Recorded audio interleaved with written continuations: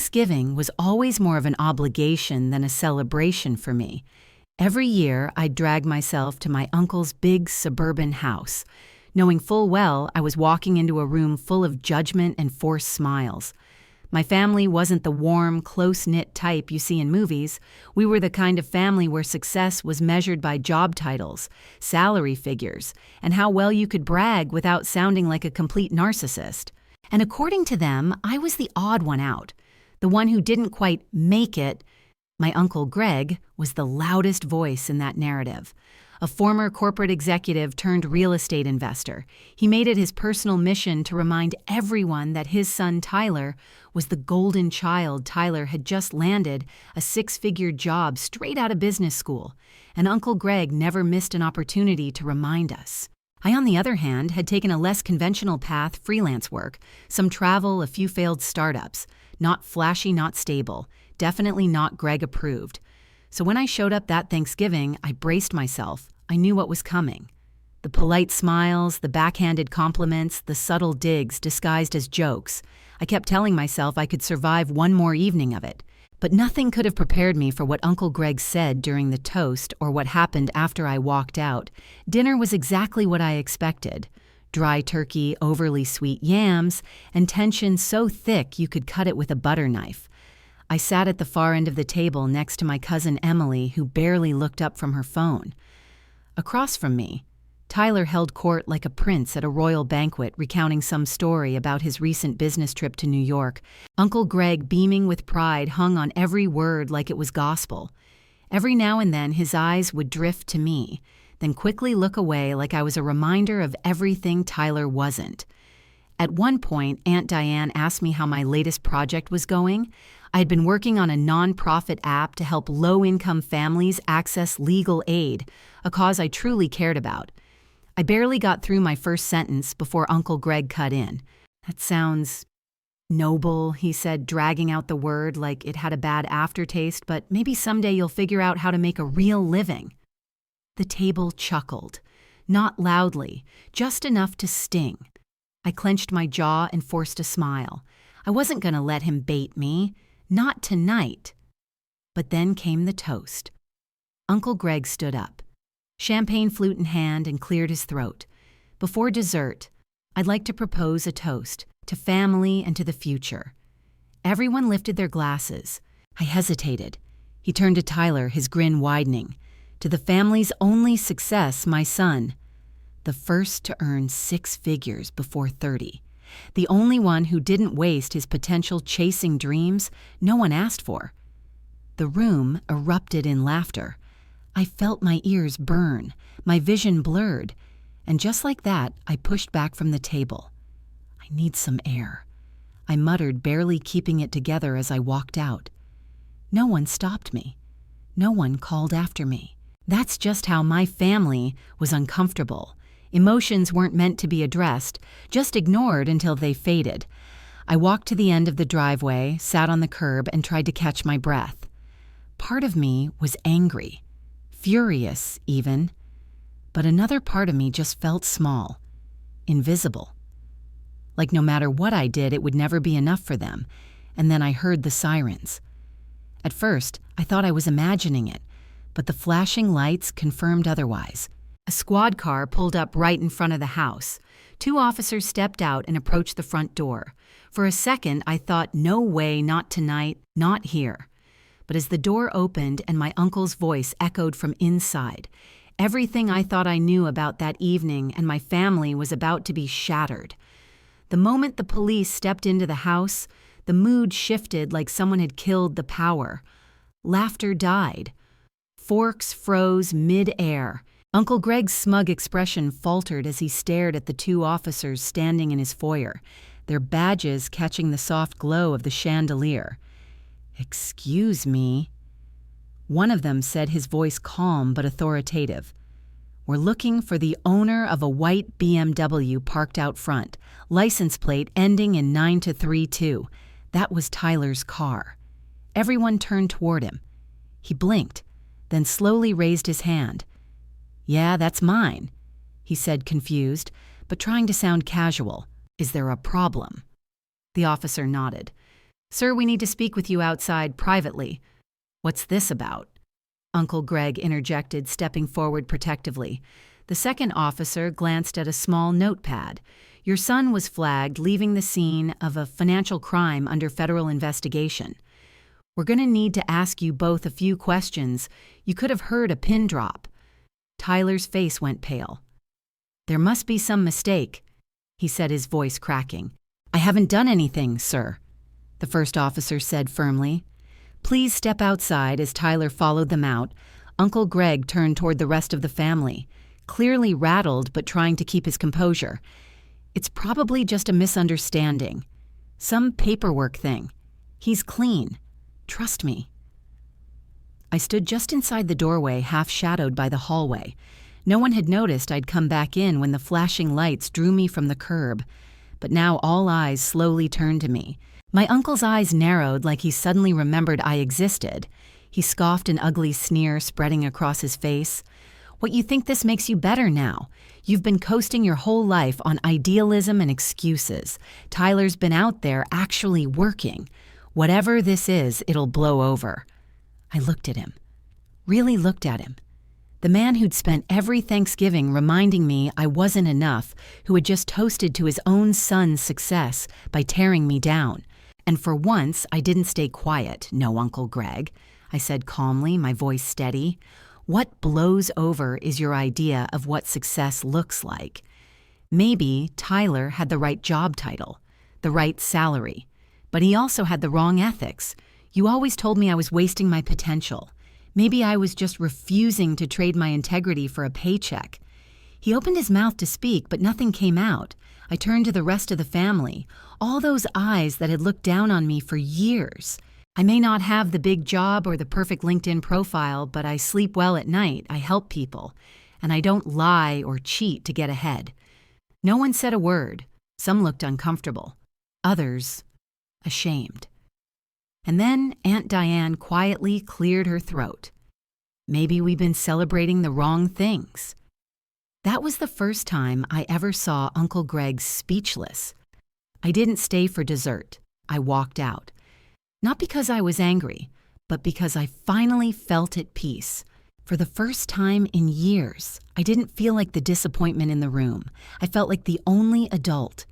And as I reached my car and looked back at the house, the one that had always made me feel so small, I realized something even more important. I didn't need their approval. I never had. I didn't slam the door.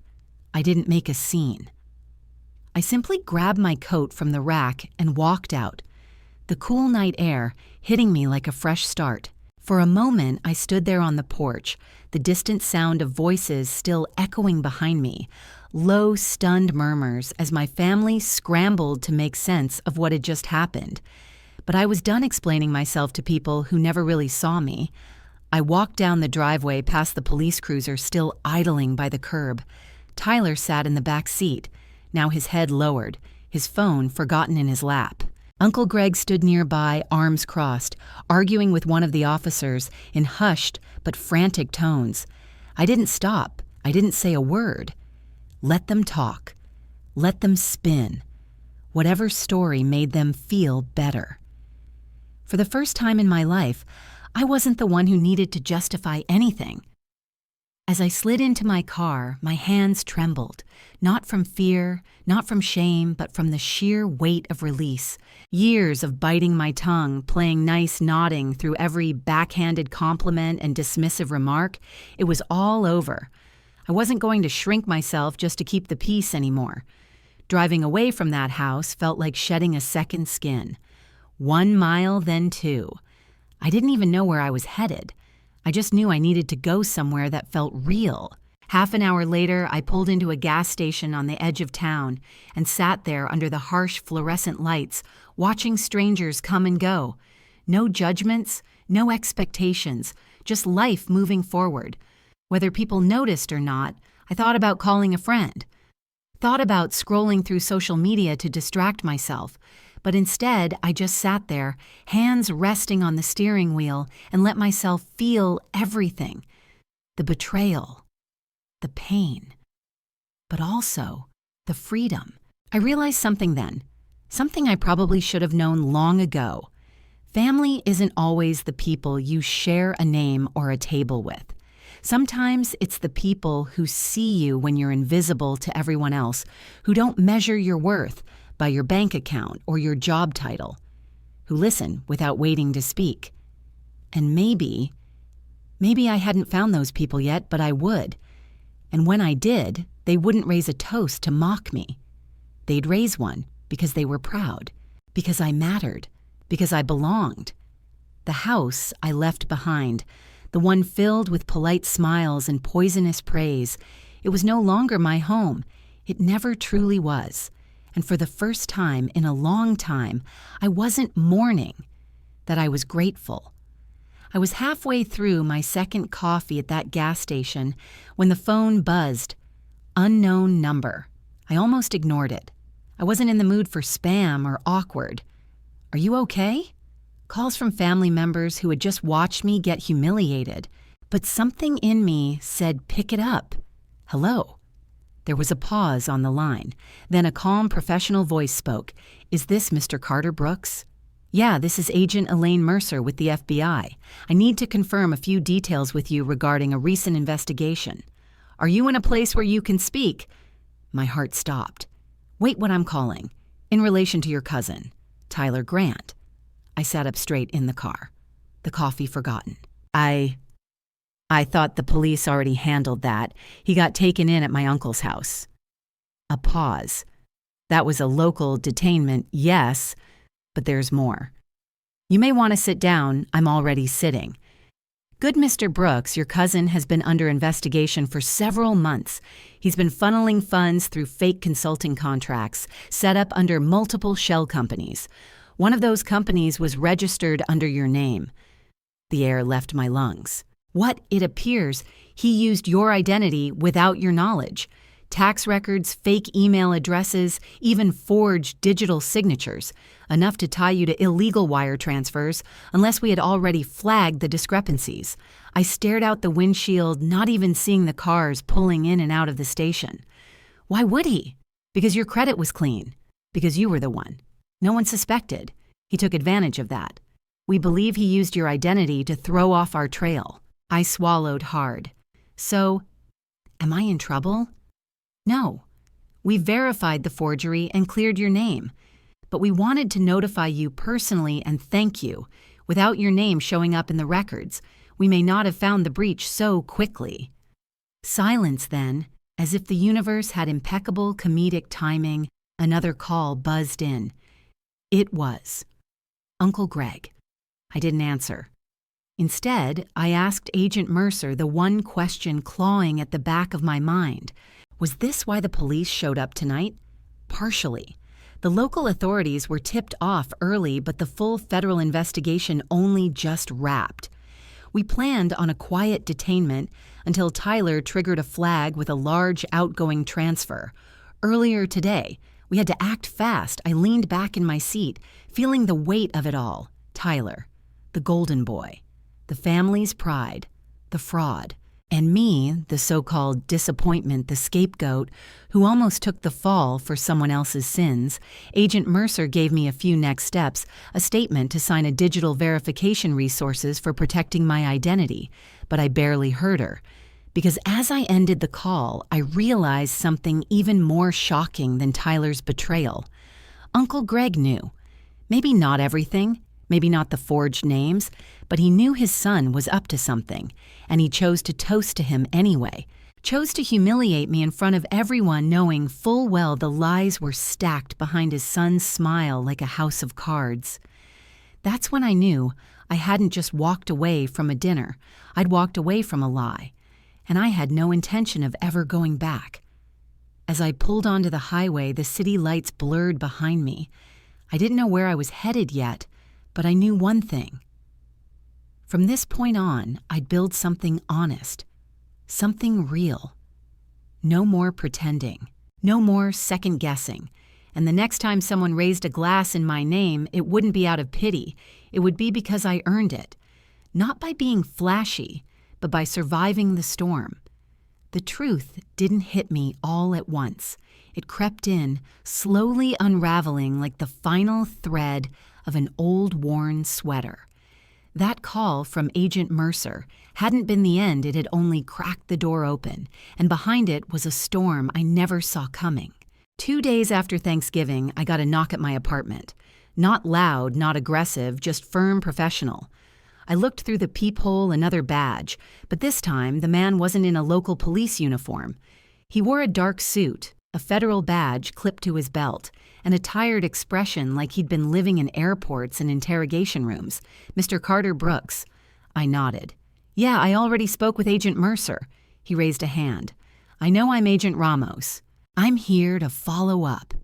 Mind if I come in? I let him in. He didn't waste time. I'm going to level with you. Your cousin Tyler. He's in deep. We're talking wire fraud identity, theft, money laundering, the works. But that's not what's most interesting.